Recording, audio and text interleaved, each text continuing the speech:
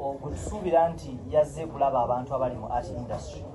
Twabadde tusuubira nti ba artists ba creative bandiweereddwa omukisa ocommunicatingako eri president. Naye twalabye nti speeches zaabadde ntono nnyo naddala okuva mu art. Oli presidential advisor omulaba buli lunaku, omulaba w'oyagalira okumuadvisinga. Lwaki tebaawaddeko bayimbi balala oba ne bapromota opportunity kwogerako eri president? One, batukatinze short.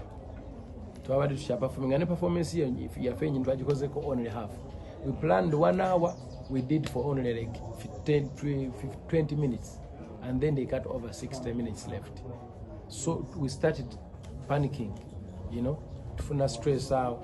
We had a lot in plan. Maybe on byakomyawo ba promoter twabadde tubateereddewo kasiloti, twabadde tuteereddewo badde ba promoter twabawaddeyo kasiloti, twabadde tuwadde kasiloti ba elders nabo boogereko, laba tebafunye budde kwogera bapyalinze, twabadde tuwadde executive kasiloti, twabadde tulina ka video ke twagala okulaga how we have managed to build all this, even at time tyalabise, and then we missed over an extra 5 songs that we did not perform.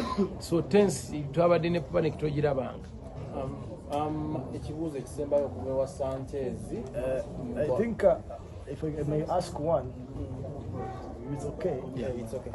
And it's pertaining to copyright management system. Yes.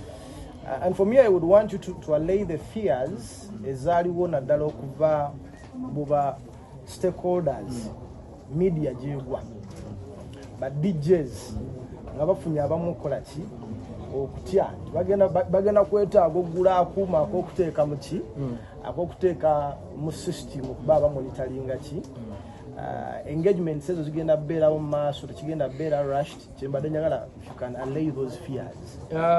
Nze ndowooza abantu tebalina kutya kintu ekyo. First and foremost, according ku bintu bye tuli mu kuyiira, it will not be the DJ paying. Ekifo DJ mwakubira kijja kuba kisasula emitwalo ng'etaano omwezi. Ezo nyingi si nyingi.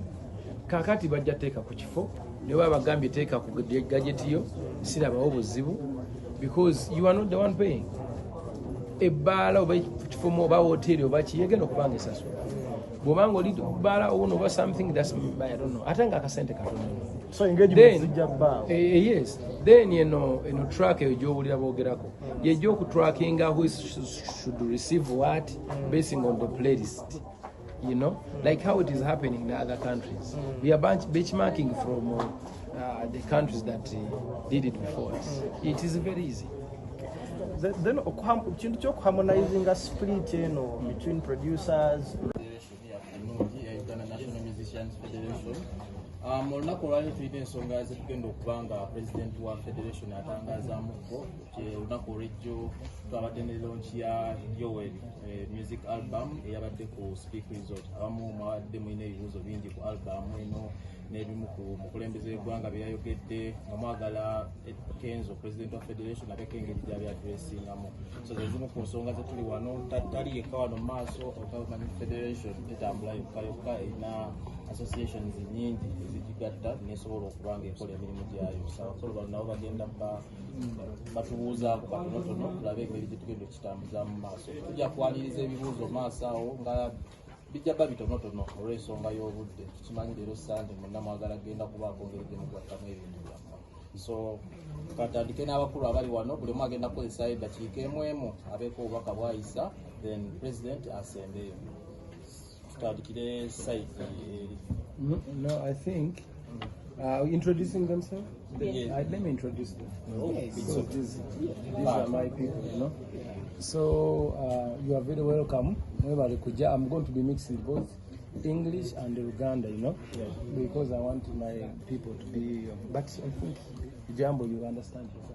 Yes. Do you understand this one? This one is from Gulu. Actually, this is from Lango, that's Rida, and then this is from Iteso. Yes. And this one is from Buganda, Gomba, Greater Mpigi Butambala. You know?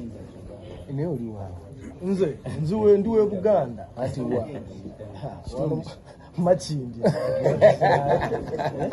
bakuzika banzika na mugongo bano balinga kalo tuli muri ba mu kibuga tuli banakyalo.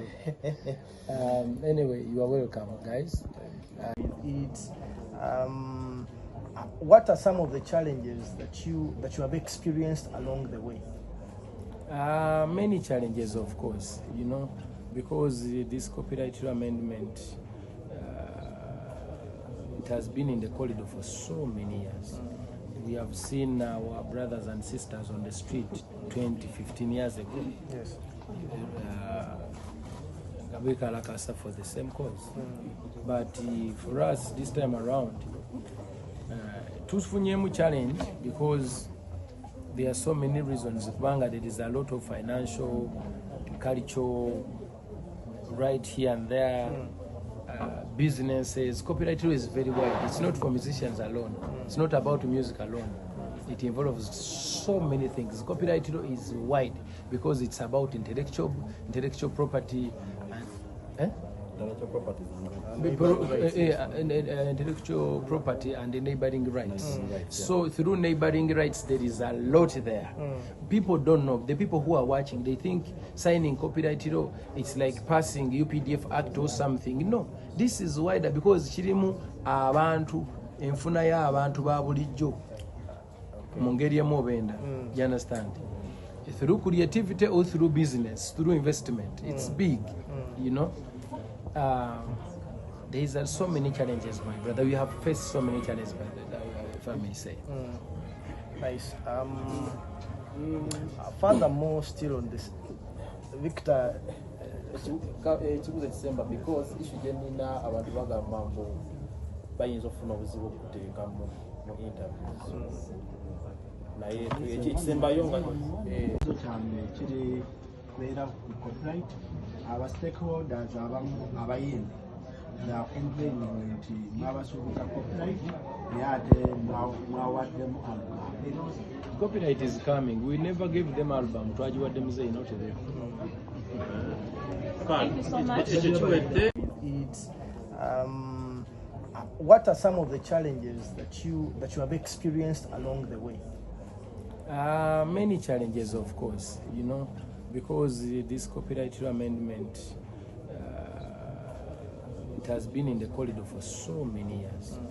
We have seen our brothers and sisters on the street 15 years ago. Yes. For the same cause. But for us this time around, tufunyemu challenge because there are so many reasons. There is a lot of financial, cultural, right here and there, businesses. Copyright is very wide. It's not for musicians alone. It's not about music alone. It involves so many things. Copyright is wide because it's about intellectual property and intellectual property and the neighboring rights. So through neighboring rights there is a lot there.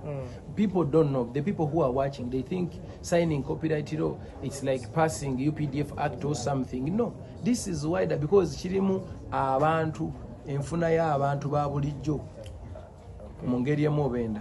You understand? Through creativity or through business, through investment, it's big, you know. There are so many challenges, my brother. We have faced so many challenges, if I may say. Nice. Furthermore, still on this, Victor. December because issue jenina abantu bagamba bayinza okufuna obuzibu okuteeka mu interviews. Naye ekisembayo nga